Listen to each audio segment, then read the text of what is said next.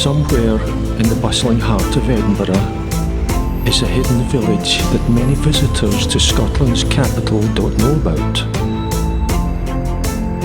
It is an architectural gem whose charm and beauty will quite simply leave you breathless. Welcome to Dean Village.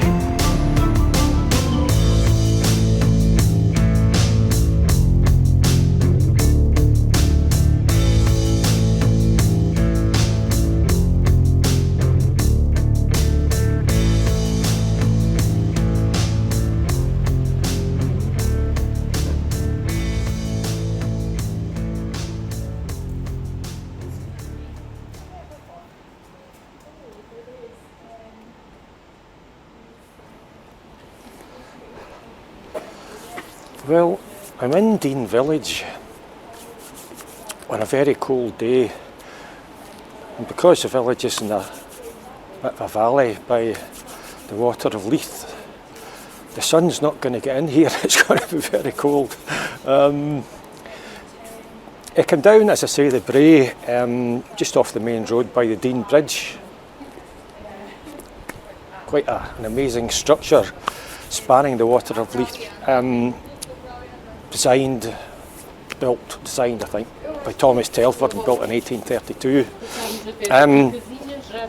The small and very lovely looking little kind of house right at the top of the Bray and at the one end of the Dean Bridge.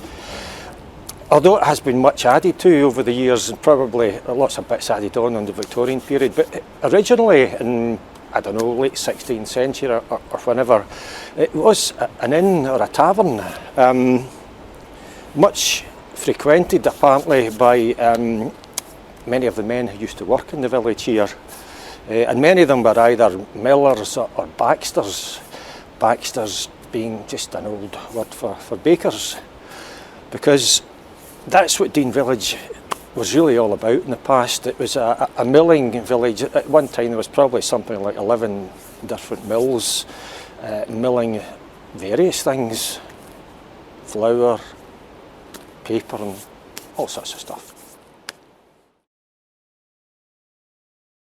In this old map dating to 1877 you can see a few of the village's mills.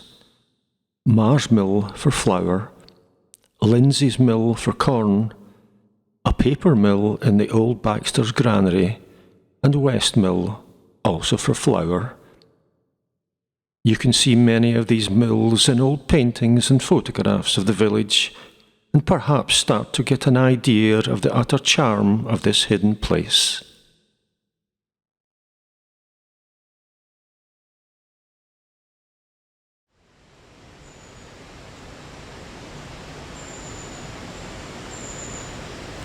Views from a little bridge in the centre of the village will give you further glimpses of old mills and other buildings that crawl up the sides of a deep ravine through which flows the water of Leith.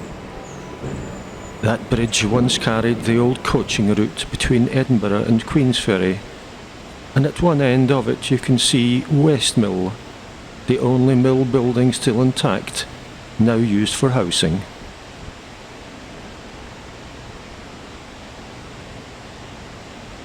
At the other end of the bridge, at the foot of Bell's Bray, stands the old Baxter's granary.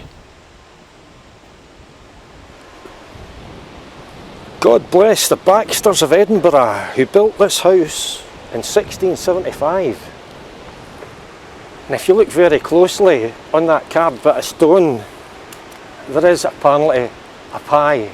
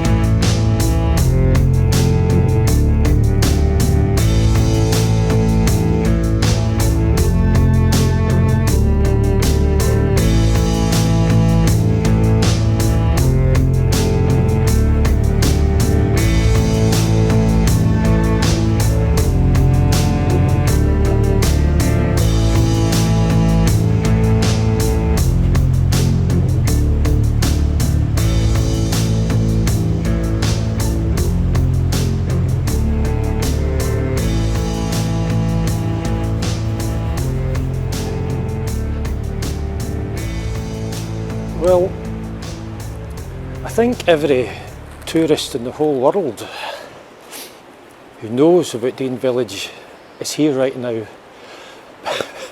because it seems quite busy. Excuse me. And one thing I've noticed is that cars make an awful noise on the cobbles. I love cobbles, you know, they have to be a really good form of road surface, long lasting and what have you. Every time in Glasgow, for example, when you see potholes in the road and huge kind of holes and stuff, you can often see the old cobbles underneath. They will last forever. But I mean, in many ways, like Couris and Fife, in Dean Village, you know, it's not a museum piece. People actually live here. And I've often thought at Couris that the few cars that are dotted about the place take something away from the visual sort of charm of the village. But, you know, as I say, people live there. There's got to be a compromise between that and the aesthetic beauty of such a place. And it is the same here in Dean Village. As I say, people live here and there seems to be quite a lot of cars, all making a lot of noise on the cobbles. Just behind me is Well Court, which I've shown you some stills from. I didn't actually want to say anything to camera in there because people still live there, you know. And if you had a lot of tourists chatting and getting in the way, it would, you know, you don't want to disturb people in the privacy of their homes, which is why I'm doing this piece here. Rather attractive structure, you know, built in the 1880s for workers, men who worked in the mills and other industries in the village here. And it was, at the time, each of the flats was let to a respectable class of working men for between about £7 and £12 a year, which I don't know how that equates to money nowadays, but I'm sure it was a reasonable rent for a year. But we'll just have a bit of a wander around, and the last thing I want to have a look at is the site of an old distillery in the village.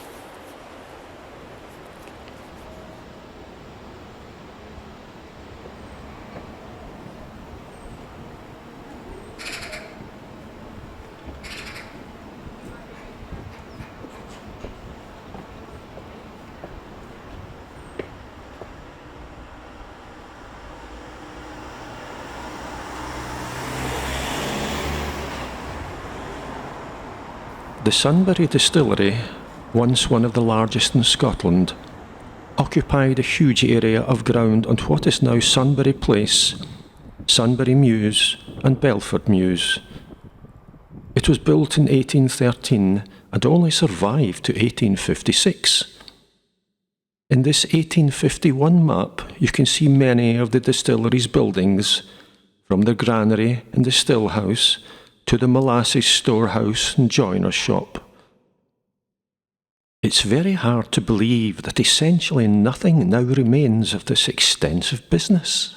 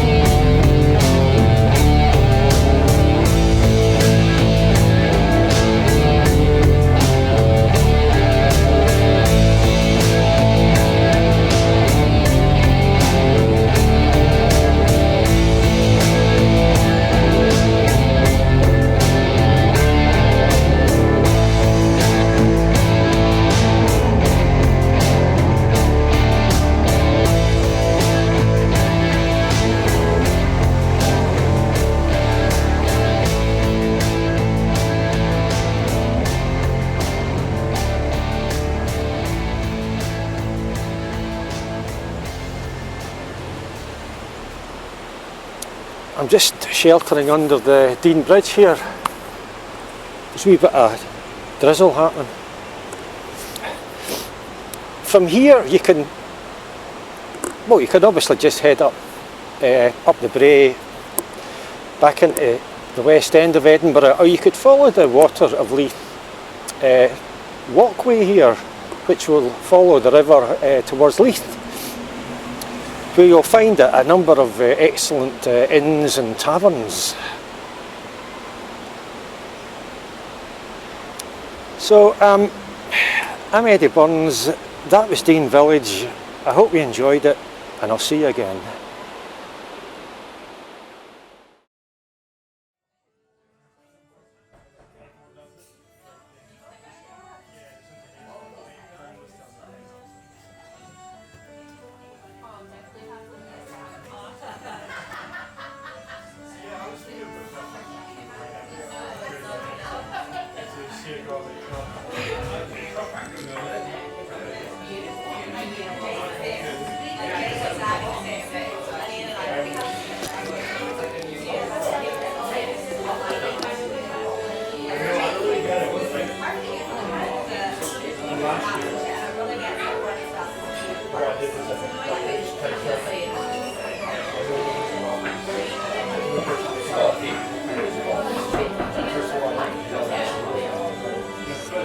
I feel a wee bit like a hobbit.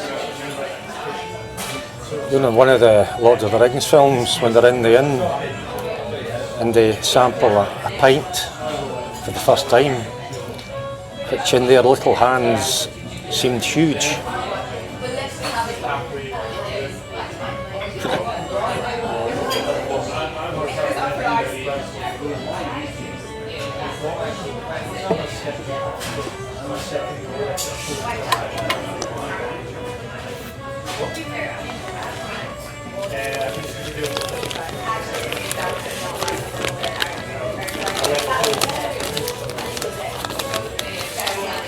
This is the extent that I go to make these videos. Coloured maps and everything.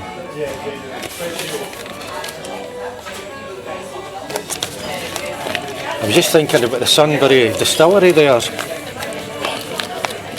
Such a short lifespan for such a huge business, you know. As I think I showed you earlier on, they've just occupied a fair area with a large number of buildings. I mean, it was on the go from 1813 to 1856. Fairly short length of time. Distilleries are normally on the go for ages. Can't remember the exact details, but I think maybe, I don't know if it wasn't run very well or something, or whether it was going to be moved somewhere else, but anyway, fairly short lifespan. And towards the end of the video there, I had a look at the area in which the distillery used to be. Sunbury Mews and Belford Mews, I think it was. And essentially nothing left. There was one building that I noticed that had some age to it, but I was speaking to somebody that passed by, and I think it was not part of the distillery but part of a cabinet works that used to be there.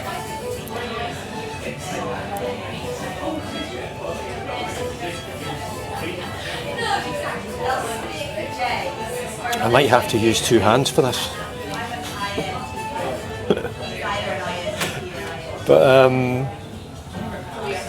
as I was looking for stuff to film, I wasn't sure whether there was any of the distillery yet.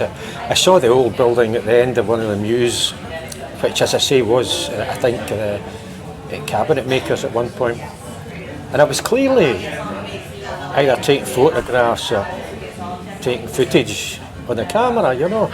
But as I get closer to the old building that used to be the cabinet works, it's now housing, and you know, there was a gate and a note that's saying, you know, private property and all this stuff, and cameras and such like. I mean, I had no intention of going in, although I might have got a little bit closer just to get a closer look. But there was a an old woman standing at the entrance to all the housing, and she must have saw that I was just taking photographs.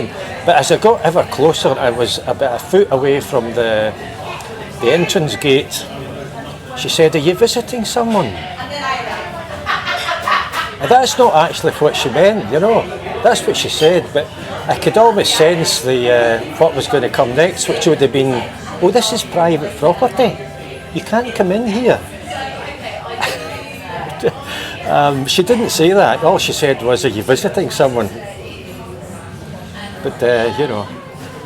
And I suppose, you know, I've said this before about on a previous video, you simply can't just kind of go wandering in to folks' property, you know. Although, to be honest, at the time I felt that the history of the immediate area that I was in was far more important than any modern housing development that was occupying the same building. But that's small beer, really, because at the end of the day, if I had wanted to take film or footage within those private grounds around the building that was a cabinet maker's, then I would have got permission. I don't know where from, but I didn't actually. I didn't actually want to go in anyway. But you sometimes find people are just a little bit kind of, perhaps understandably, protective of their private property.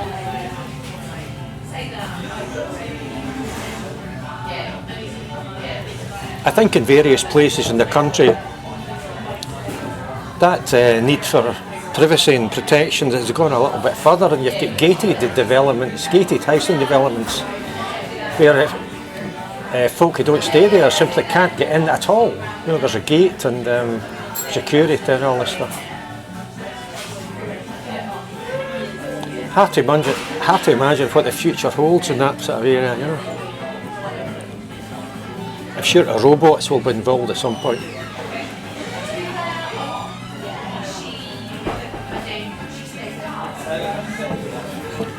Anyway.